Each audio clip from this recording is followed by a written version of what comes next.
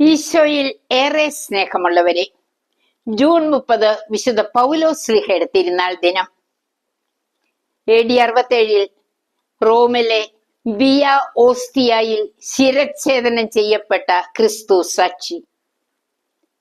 ആ ശിരസ് 3 സ്ഥലത്തേക്ക് തെറിച്ചു വീണുവെന്നും അവിടെ നിന്ന് 3 ഉറവകൾ പുറപ്പെട്ടുവെന്നും പാരമ്പര്യം.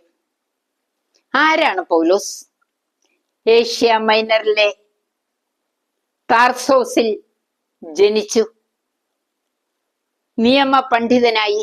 നിയമത്തോടുള്ള ആത്മാർത്ഥത മൂലം ആദ്യ രക്തസാക്ഷിയായ സ്റ്റീഫന്റെ മരണത്തിന് ചുക്കാൻ പിടിച്ചു.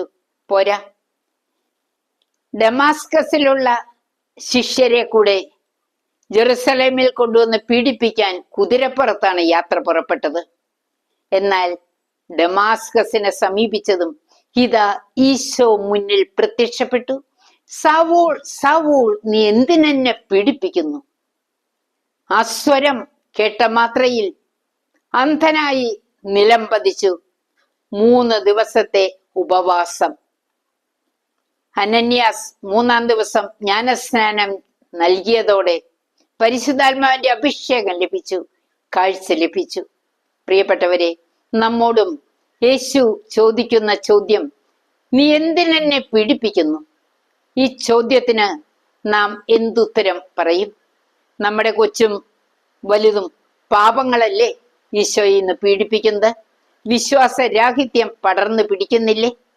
നമുക്ക് നമ്മെ തന്നെ ഒന്ന് പരിശോധിച്ച് പൗലോസിനെ പോലെ ഒരു മാനസാന്തരത്തിന്റെ ഉടമകളായി മാറണ്ടേ? ദൈവം നമ്മെയെല്ലാം അനുഗ്രഹിക്കട്ടെ. 14 ഈടുറ്റ ലേഖനങ്ങൾ കൊണ്ട് സഭയെ സമ്പുഷ്ടമാക്കിയ പൗലോസിനെ പോലെ നമ്മുടെ കഴിവുകളും ഈശോയ്ക്ക് വേണ്ടി ഉപയോഗിക്കാൻ നമുക്ക് കഴിയട്ടെ. ദൈവത്തിന്റെ അനുഗ്രഹം നിറഞ്ഞു കവിയട്ടെ. ആമീൻ.